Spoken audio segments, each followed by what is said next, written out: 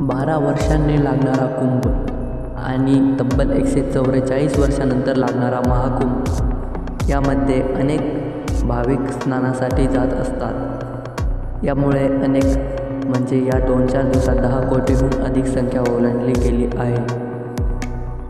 तर असाच काहीतरी काल जास्त संख्येच्या लोकसंख्येमुळे काही चेंगराचेंगरी होऊन काहींना हवेचा श्वास घेण्यास अडथळा निर्माण होऊन 10 जणांचा मृत्यू झाला, तर काही जण चेंगराचेंगरीमुळे जखमी आहेत। तर अत्यंत ही दुर्दैवी घटना सध्या प्रयागराज येथे घडली आहे।